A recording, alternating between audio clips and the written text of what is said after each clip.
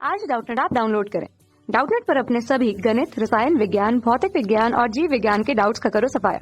बस प्रश्न की फोटो खींचो, एक ही प्रश्न को क्रॉप करो और तुरंत वीडियो सोल्यूशन पाओ। अभी डाउनलोड करें। प्रश्न है कि समविभव पृष्ठ की परिभाषा लिखिए। तो आइए सबसे पहले समविभव पृष्ठ की परिभाषा लिख लेते हैं। तो समविभव पृष्ठ क्या होता है? समविभव पृष्ठ एक ऐसा पृष्ठ होता है जिसके प्रत्येक बिंदु पर विभव समान हो, यानी कि इसके प्रत्येक बिंदु पर विभव समान होता है। प्रत्येक बिंदु पर क्या होता है? विभव समान होता है।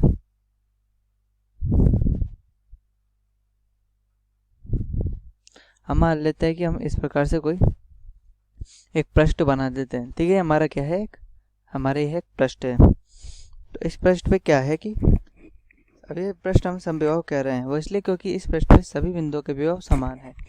यानी कि चाहे ये बिंदु लो, इस बिंदु लो, ये बिंदु लो, ये इन सभी बिंदुओं के जो विभव है वो समान है। अर्थात इस जो पृष्ठ है, इस पृष्ठ के किन्हीं दो बिंदुओं को लेने पर किन्हीं दो बिंदुओं के मध्य विभवांतर क्या होगा? हमारा शून्य होगा। विभवांतर शून्य होगा।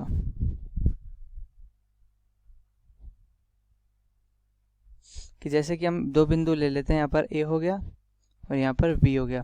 तो होगा क्या कि V A minus V B, या फिर हम V B minus V A, ये हमारा क्या होगा? शून्य के बराबर होगा। यानी कि इसके दो बिंदुओं के मध्य विभवांतर शून्य के बराबर है। तो हम कह सकते हैं कि ए से यदि किसी आवेश को बी तक ले जाना हो तो इसमें कोई कार्य नहीं किया जाएगा।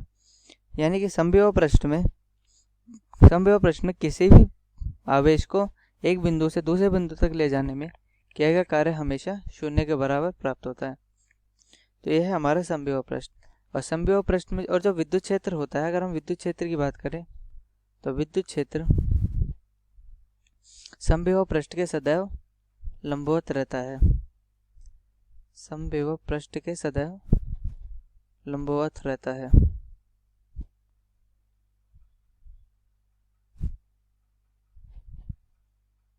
तो ये हमारा विद्युत क्षेत्र। ठीक है, अब हमें क्या करना है कि समविभव पृष्ठ के आरेख खींचने हैं। तो एक तो आरेख खींचने एकल बिंदु आवेश के लिए, और दूसरा आवेश खींचना है जेड दिशा में नियत विद्युत क्षेत्र के प्रकरणों के लिए। यानी कि जेड दिशा में एक नियत विद्युत क्षेत्र स्थापित किया गया है, तो उसके लिए खींचना है। तो सबसे पहले हम बात करते हैं एकल आवेश के लिए, यानी कि एकल बिंदु आवेश।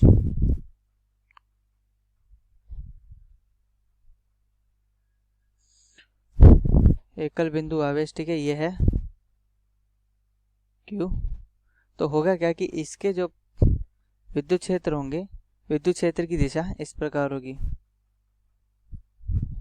ठीक है, तो विद्युत क्षेत्र एक आवेश से इस प्रकार की विद्युत क्षेत्र की दिशा होगी।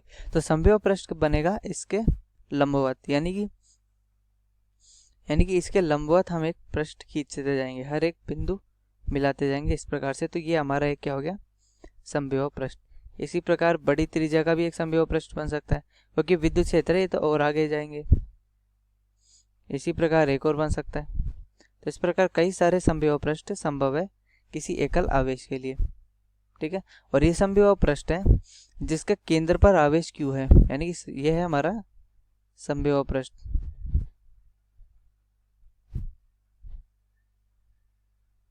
ठीक है, ये पूरा एक गोला है। ठीक है, ये वृत्त नहीं है, गोला है, और इसके केंद्र पर आवेश है।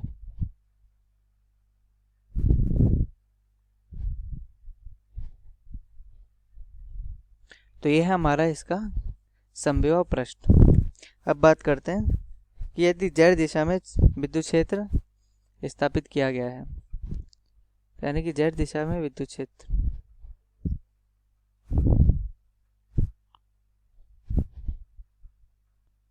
z दिशा में विद्युत क्षेत्र,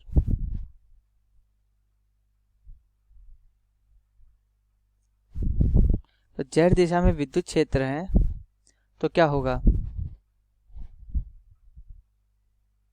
ठीक ठीक है, एक काम करता हूँ मैं पहले, ठीक है, इस प्रकार से ग्राफ बना लेता हूँ।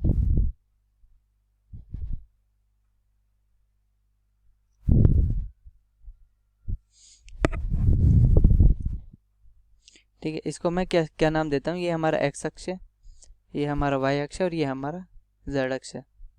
ठीक है, और जेड अक्ष में क्या है, हमारा विद्युत क्षेत्र है, इस प्रकार से। तो जो हमने जैसा कि कहा था कि इसकी जो विद्युत क्षेत्र है इसके लंबवत क्या होगा, हमारा समविभव पृष्ठ। तो इसका समविभव पृष्ठ इस प्रकार से बनेगा।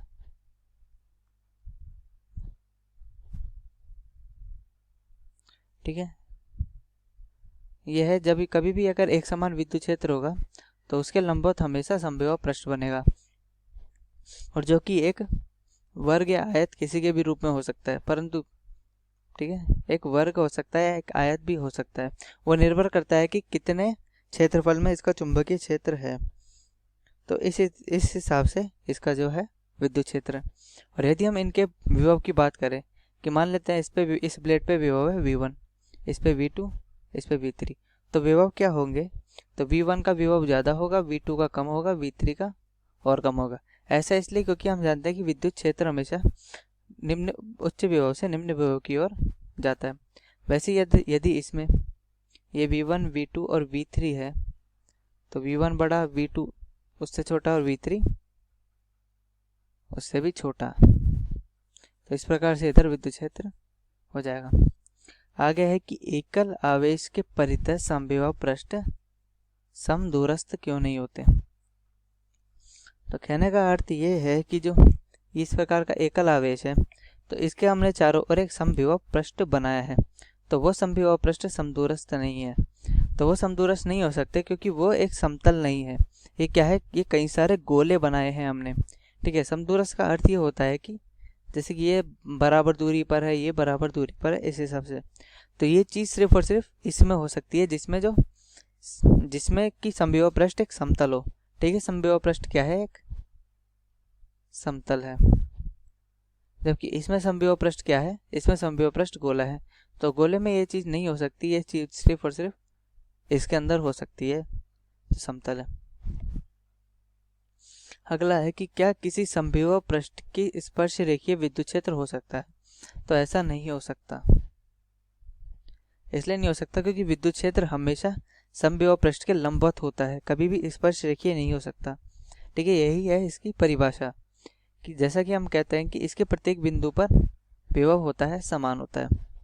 तो यानी कि विद्युत क्षेत्र हमेशा इसके लंबवत रहेगा, इसके लंबवत रहेगा, तभी हम कह सकते हैं कि ये जो पूरा पृष्ठ है, ये क्या है, हमारा एक पूरा पृष्ठ, इस पूरे पृष्ठ पे विद्युत क्षेत्र लंबवत जा रहा है।